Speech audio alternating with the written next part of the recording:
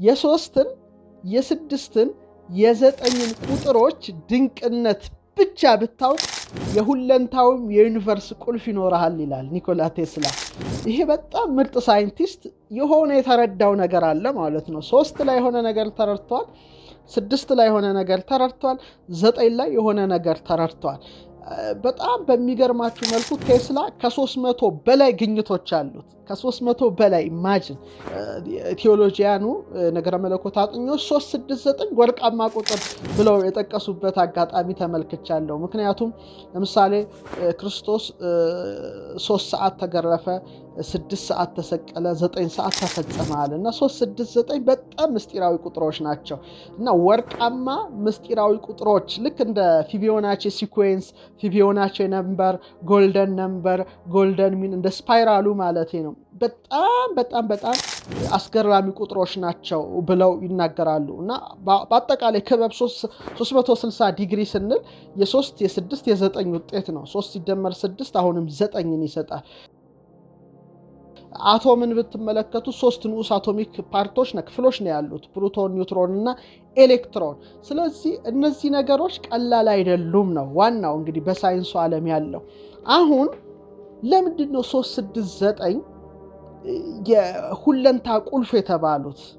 ሰውን ተመልከተው ይላል። ዘቦ ውስጤቱ ሰለስቱ ኃይል፣ በሰውነት ውስጥ 3 ግብር፣ 3 ኃይል፣ 3 ባህሪ ትመለከታለ። ዘውቶሙ አንዱ ምንድነው አለ? ኃይለ ዘር፣ የዘር ግብር፣ የዘር ባህሪ። ወኃይለ እንስሳ፣ የደመ ነፍስ ግብር፣ የደመ ነፍስ ባህሪ። 2 ይቀጥልና ወኃይለ ንባብ፣ የነባቢት ነፍስ ግብር ይላል። 3 ግብራት አሉ እዚህ ውስጥ። ቀጥሉ ምን ይላሉ ሊቃውንት? እስመ ውእቱ ለሐኮ ማርባይቱ ጠባይ ወይቲ እሳት ወነፋስ ማይ ወመሬት። ከእሳት ከውሃ ከነፋስ ከመሬት ሰውን ፈጠረው። ይሄ ማለት አሉ ዘቦቱ ክሌቱ ኃይል፣ 2 ግብር አለው። አንዱ ኃይለ ዘር ነው ይላሉ፣ የዘር ኃይል። ወኃይለ እንስሳ፣ የደመ ነፍስ ግብር። አሁን ይሄን ነው ማብራራላችሁ። ኃይለ ዘር ለምሳሌ እጽዋቱን ብትመለከቷቸው ተመልካቾቻችን፣ ቅድም እንደነገርኳቸው 4 ነገሮች አሏቸው። እንደ እሳትነታቸው ሲፋጩ እሳት ሲወጣቸው፣ እንደ ውሃነታቸው እንደ ቁልቋል እንደ ቅንጅብት ደም፣ ውሃ፣ ወተት ሲፈሳቸው መሰል ነገር ፈሳሽ፣ እንደ ነፋስነታቸው ሲናወጡ፣ እንደ መሬትነታቸው ሲያያዙ ተመልከት። ይሄ እጽዋት ውስጥ ብቻ ሳይሆን እኛም ውስጥ አለ። ለምሳሌ እንደ እሳትነትህ ትሞቃለህ፣ እንደ ነፋስነትህ ትላለህ፣ እንደ መሬትነትህ አጥንት፣ ጅማት፣ ጥጉር፣ ጥፍር የመሬት አካል ነው። እንደ ነፋስነትህ እስትንፋስ ይወጣል፣ ይመላለሳል። ሰው ከነዚህ ሲለይ ሙት ነው። አሁን ማስተዋል ያስፈልጋል። ኃይለ ዘር አለን። ይሄ አንደኛው ኃይል ነው። ይሄ የዘር ግብር አሉ፣ የዘር ግብር አሉና የዘር ግብር የዘር ባህሪ ለምሳሌ ነፋስ እየወዘወዘው ያድጋል፣ ነፋስ እየወዘወዘው ይደርቃል፣ ፈርሶ በስብሶ ይቀራል። ያ እዛም አለ። 4ቱ ባህሪያትን ውስጥ አለ፣ አንቺም ውስጥ አንተም ውስጥ አለ። አንድ ያዙ።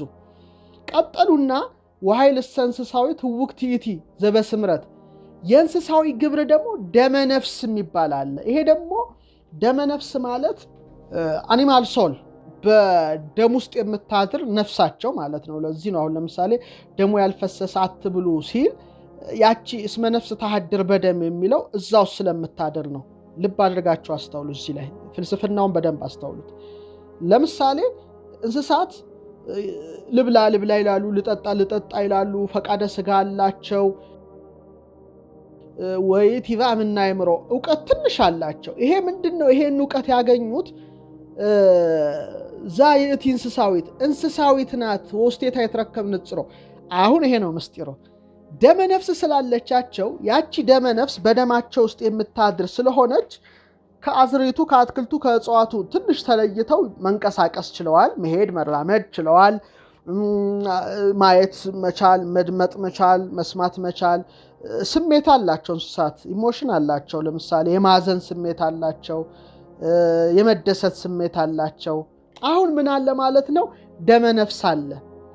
ልብ አድርግ። ያ እገሌ በደመ ነፍሱ ነው እንደ ያለው ይላል። ንቃተ ህሊናውን ያችን ነባቢት ነፍሱን ካልተጠቀመ ይሄ ግብርኛም ውስጥ አለ። ልብላ እንላለን፣ ልንጠጣ እንችላለን። በቃ ስጋዊ ፈቃድ ልክ እንስሳዊ ፈቃድ የሚያይልበት አለ። ይሄ የደመ ነፍስ ማየል ነው። ይቀጥልና ምን ይላል? ወአዲ አክበሮ በንፋሃት ዘይቲ ማይተመ ሕይወት መንፈሳዊት እንተባቲ አክበሮ እምኩሉ ፍጥረት ዘታሕተ ሰማይ። ዳግመኛም አሉ በአራቱ ማዕዝን ካለ ፍጥረት ለይቶ ባከበረው የሥጋ ሕይወት የደመ ነፍስ ሕይወት በምትሆን በነባቢት ነፍስ አከበረው ይላል። ኃይለ ንባብ ማለት ይሄ ነው። 3 ኃይል አለኝ ማለት ነው።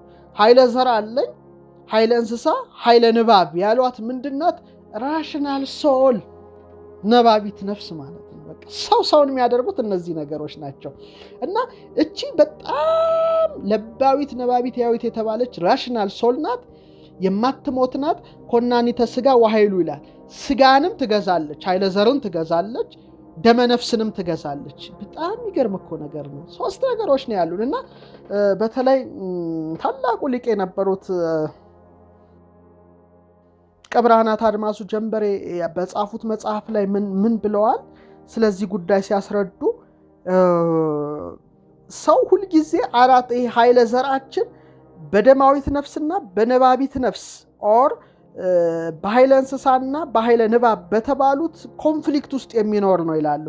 ለምሳሌ ሁለቱም ሥጋን ለመማረክ ጥረት ያደርጋሉ። የኔና የናንተን ሥጋችንን ለምሳሌ ደመነፍሱ ሥጋን መማረክ ከቻለች ያንድን ሰው ያ ሰው ያለ ልክ እንደ እንስሳ በቃ በለው መብላት፣ መጠጣት፣ መውለድ በቃ ከዛ ውጪ ስለ ዘላለማዊ ሕይወት ማሰብ አይችልም፣ አይፈልግም፣ እንዲያስብም አይፈልግም፣ ዕውቀት ማሰናሰል አይፈልግም። መብላት፣ መጠጣት የሱ ዓላማ ሕይወት ብቻ ይኖራል። እቺ ነባቢት ነፍሷ ደግሞ እቺ ግብር ያልተፈጠረችዋ ያቺ ነፍስ ደግሞ ሥጋን ኃይለ ዘሩን መማረክ ከቻለች ይነቃል ይላሉ። ይሄ ነው የሚፈለገው። አሁን ከዚህ ኦዲየንስ እኔ የምፈልገው ነባቢት ነፍሳችሁ እንድትማርካችሁ ነው የዚህ ተመልካች ዓላማ። ያን ጊዜ ነው አብርሆት ማለት ሀገር የምትበራው ያኔ ነው። ከዛ ውጪ በመብላት በመጠጣት በዚህ አይነት ሕይወት ውስጥ ሀገር ልታድጋች እና እሳቸው ምን ይላሉ ሊቁ? ነባቢት ነፍስ ግን ይሄን ኃይለ ዘሩን መማረክ ከቻለች ይነቃል ሰው። በቃ ነቃ ማለት ያ ነው፣ ይነቃል። ሰው እኮ ለመብላት ለመጠጣት ለመተኛት ብቻ አልተፈጠረም፣ ሰማያዊ ዓለም ይጠብቀዋል። ብሎም ልጹም ልጸልይ ልስገድም ያስባል። ምድርም ላይ በጎ ነገር ማሳለፍ ሁለቱንም ዓለም ለመግዛት ያስባል፣ በምድርም በሰማይም ለመክበር። እዚህ ስቴት ላይ እንድትገቡ ፈልጋለሁ። በቃ ከተመለከታችሁኝ እንደው እናከብረሃለን እንወድሃለን ማለቱ ሳይሆን የሚጠቅመኝ እኔ እናንተ በዚህ ደረጃ ብትሆኑ ነው ምፈልገው። ለሀገርም የምትፈልገው አሰላስት ለሀገር ነው እንጂ ለእኔ ጥቅም ምንም ነገር የለውም። እና ይሄን ነው ኃይለ ዘር አለን፣ ኃይለ ንባብ አለን፣ ኃይለ እንስሳ አለን። ሥጋ፣ ነፍስ፣ ደመ ነፍስ ማለት ነው። ስለዚህ 4ቱ ባህሪያተ ሥጋ ውስጥ 3ቱ ተወሽቀዋል። 3 ግብር ያላቸው 4ቱ ባህሪያት እንደገና ደግሞ ሰውን እንዲህ ሲከፈል ኃይለ ዘር ታይበታለ፣ ኃይለ ንባብ ታይበታለ። የማትሞት የማትፈርስ የማትበሰብስ አርአያ እግዚአብሔር የሆነች ደግሞ ራሽናል ሶል አዋቂቷ ነፍስ ታገኝበታለ። እቺና 3 ነገር። ሌላው በጣም የሚገርመው አሁንም እንደገና ሰውን 3 እናድርገው። ሥጋ አለው፣ ነፍስ አለው፣ መንፈስ አለው። ደግሞ ጠቅለል ሲያደርጉት ቦዲ ሶል ኤንድ ስፒሪት ይሉታል። እና ሥጋ፣ ነፍስ፣ መንፈስ፣ ኃይለ ዘር፣ ኃይለ ንባብ፣ ኃይለ እንስሳ አለ። እና እነዚህ ነገሮች ሁሌ የሚፋለሙ ናቸው። ሌላው በጣም ደግሞ የሚገርመው አሁንም ደግሞ ነፍስን ለ3 እንከፍላታለን። እንክፈላት፣ በደንብ አድርገን እንክፈላት ስል ውስጧ ያለውን ጠባይ ልንገራችሁ ለማለት ነው። እንደገና እቺ ነፍሳችን ደግሞ 3 ግብራት አሏት። ለባዊት ናት፣ ልብ ማድረግ። ነባቢት ናት፣ የምትናገር። ሕያዊት ናት፣ ሕያው ሆና የምትኖር። ስለዚህ ለባዊት ነፍስ፣ ነባቢት ነፍስ፣ ሕያዊት ነፍስ አለችን ማለት ነው። አሁን ይሄ ነፍሴ ልብ፣ ቃል፣ እስትንፋስ ካላት እንዴት ልረዳት ነው? ጥሩ ልብ ከልብ ቃል ይወለዳል፣ እስትንፋስ ደግሞ ይወለዳል አይባልም፣ ይወጣል ነው የሚሉት የኢትዮጵያ ሊቃውንት። በጣም አስተውል። ከልብ ቃል ይወለዳል፣ እስትንፋስ ይወጣል። ለምሳሌ ቃል ተወለደ። ምን ትዝ አለኝ? ልብ ወለድ የሚለው ቋንቋ ትዝ አለኝ። ልብ ወለድ የኢትዮጵያ ሊቃውንት ቃል ነው። ታውቁታላችሁ። ልብ ወለድ ሲሉ እንደ ደራሲ ሆኜ ልንገራችሁ 23 መጻሕፍት እንደ መጻፌ ልብ ውስጥ ያ ምስጢር ይወለዳል ተወልዶ ግን ማውጣት የምችለው ብሬን አዘጋጅቼ ስክሪፕቶን አውጥቼ ብራና ላይ ወረቀት ላይ ስጽፈው በቃል ደረጃ ወጣ ማለት ነው። እንዲህ ተነባቢ ሆነ፣ ቃል ሰፈረበት። አሁን ከልብ ምን ተወለደ ማለት ነው? ቃል ተወለደ ነው። ያ ምን ተባለ? ልብ ወለድ ተባለው። ቃሉ ልብ ከልብነታችን በቃልነት ከዊን ደረጃ ወለድ ነው እንደማለት ነው። ልብ ወለድ። ስለዚህ ልብ አለ፣ ከልብ ቃል ይወለዳል። እንደገና ደግሞ እስትንፋስ ተወለደ ሳይሆን ወጣ፣ መስረጽ ነው የሚባለው፣ መውጣት። ስለዚህ የነፍስ ግብር ራሱ ልብ አለ፣ ቃል አለ፣ እስትንፋስ አለ ነው። እነዚህ ግን ዝርው ናቸው፣ የሚጨበጡ የሚዳሰሱ አይደሉም። ስትል የእስትንፋስ ቢወጣ ትጨብጠው ማዳሰሰው፣ ቃልም ከምላስ ተዋህዳ ብትወረወር አትጨብጣትም። እሳቤም ልብም እንደዛው ነው። የኛ ልብ የኛ አካል የቃል የኛ እስትንፋስ ዝርው ነው የሚባለው ለዚህ ነው። አሁን ምነግራችሁ ይሄን በደንብ ያዙልኝ። ስጋ፣ ነፍስ፣ መንፈስ፣ ልብ፣ ቃል፣ እስትንፋስ፣ ኃይለ ዘር፣ ኃይለ ንባብ፣ ኃይለ እንስሳ አለን ካልን ሰው ሶስቱን ሲያስማማ ፍጹም ይሆናል ማለት ነው። ፍጹምነት የሚባለው ይሄ ነው። ሌላ ምንም አይደለም። ባህሪያቱ ተስማሙለት ማለት ፍጹም ሆነ። አንድ ሰው ፍጹማን ናቸው ወይም የቅድስና ስቴት ደረጃ የሚደረሰው ሶስት ነገር ነው ማለት ነው። አንድ ስጋ፣ ንጽሐ ስጋ ይባላል፣ የስጋ መንጻት። ሁለተኛ ንጽሐ ነፍስ፣ ሶስተኛ ንጽሐ ልቡና። አሁን የነገርኳችሁን ማብቃት ማለት ነው። አብቁ ይሄ ነው። ንጽሐ ስጋ አለ፣ ቅዱሳን አበቁ የሚባሉት ደግሞ ሲመሰልም 30 ፍሬ አለ፣ 60 ፍሬ አለ፣ 100 ፍሬ አለ ማለት አሁንም ለሶስት ነው የተከፈለው። ወጣንያን የሚባሉ አሉ፣ ጀማሪዎች፣ ማዕከላውያን የሚባሉ አሉ፣ መካከል ያሉ፣ ፍጹማን አሉ፣ ንጽሐ ልቡና የደረሱ ማለት ነው። አሁን ራሳችንን እንግዲህ በጾም በጸሎት በቅድስና ሕይወት የሚመላለሱ ሲያበቁ በንጽሐ ስጋ ውስጥ እያሉ ግዙፋኑን ማየት። ግዙፋን ማለት ሰዎች ክቡራን ነን ማለት ነው። ሜካኒካል የሆነው ነገር የማያየው ግን በብቃት በሄሞትን ሌዋታንን አዩ፣ አድማስን አዩ፣ ናጌብን አዩ እንላለን። ንጽሐ ነፍስ ላይ ሲሄዱ ደግሞ ረቂቃኑን አዩ እንላለን። ንጽሐ ልቡና ሲደርሱ መንበረ ጸባዖትን ባለቤቱን አዩ እንላለን። ይሄ ምንድን ነው? ሰው ሶስት ግብራት ስጋ፣ ነፍስ፣ መንፈስ አለው። ለባዊት፣ ነባቢት፣ ያዊት ነፍስ አለችው። ኃይለ ዘር፣ ኃይለ እንስሳ፣ ኃይለ ንባብ አለው። እነዚህ ሶስቱን ሲያበቃ ንጽሐ ስጋው ሲነጻ የራሱ ደረጃ አለው። ጽማዊ፣ ልባዊ፣ ጣዕመ ዝማሬ ወዘተርፈ። ነፍስም አለው፣ ህሊና። እነዚህን ነገሮች አብቃ። ከወጣንነት ወደ ማዕከላዊነት፣ ከማዕከላዊነት ወደ ፍጹምነት።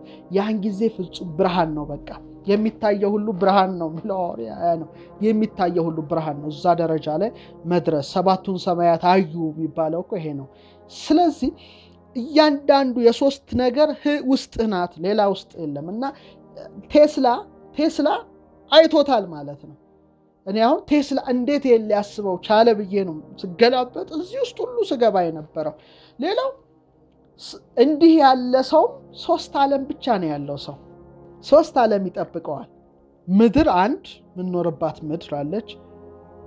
ሲሞት ደግሞ በነፍሱ ወይ ሲኦል ወይ ገነት አለው። አንድ መያዝ ትችላለህ።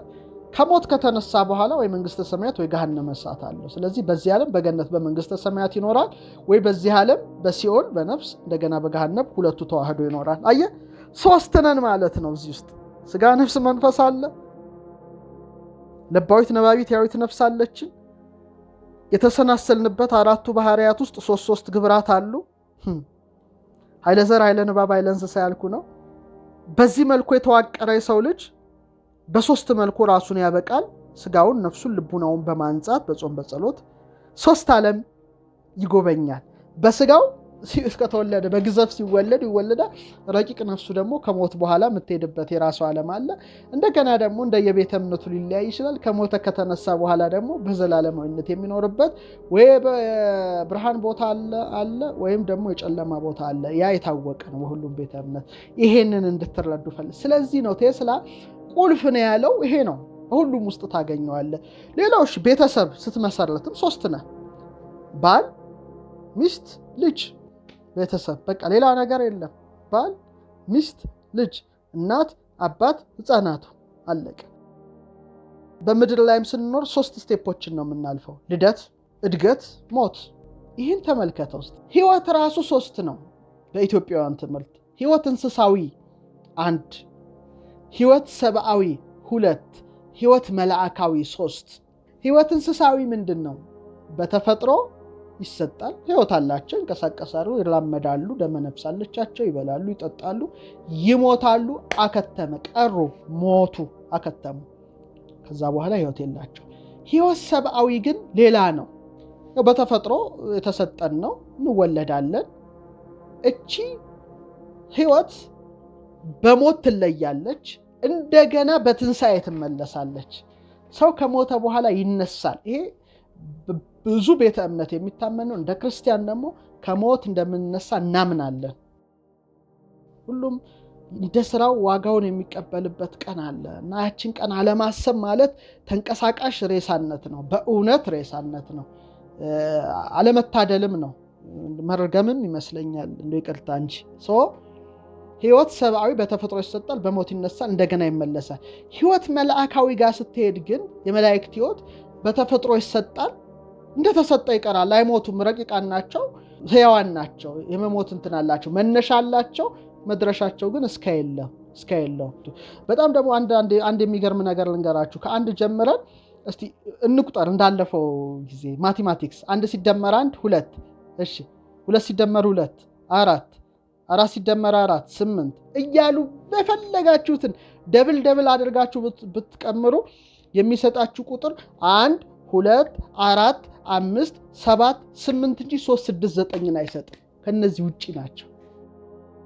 በመደመርም በመባዛትም ቁጥሩን መልሰው ሊሰጡ የሚችሉ 3 6 9 ብቻ ናቸው። ለምሳሌ 3 ሲደመር 3 ሲደመር 3 9፣ 3 ሲባዛ 3 9፣ 3 ሲደመር 3 6፣ 6 ሲደመር 6 12፣ 1 እና 2 አሁንም 3 ይሰጣል ማለት ነው። መልከቱ ለራሳቸው ብቻ ያሉ ሌሎቹን ደግሞ ከራሳቸው እንትን ያስወጡ ናቸው። ይሄ በጣም የሚገርመው የ3 የ6 የ9 መሰናሰል ነው ይላሉ። እና እሱም ደግሞ ኢነርጂ ኢንቨርስ ሚስጢር ከፈለክ በኃይል በዙተራ ወይም ፍሪኩዌንሲ እና በቫይብሬሽን ወይም በርግብግብታ በኩል አስብ ይላል። 3 6 9 ካገኘ ኢንቨርስ ቁልፍ ይኖራል።